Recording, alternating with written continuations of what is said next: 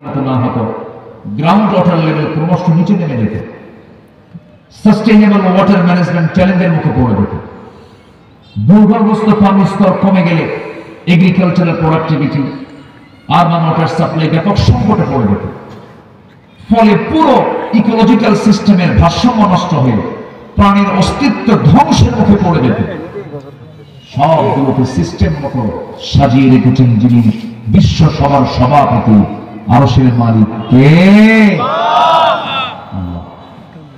সে আল্লাহ বলছেন, বান্দা আমাকে বলো কেন? ওনারা তো দেহের ট্রিটমেন্ট করেন, দেহ সুস্থ না হলে তো কোনো কিছু ঠিক থাকবে না। জীবনে চলে যাচ্ছে, জি বসে আলহামদুলিল্লাহ। আমি কি আলোচনা চালিয়ে যাব?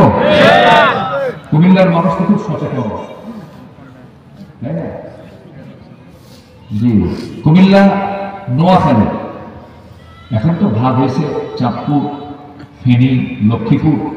মূলত শব্দ হলো ব্রাহ্মণবাড়িয়া, মূলত হলো কুমিল্লার কি নোয়াখালী বৃহত্তর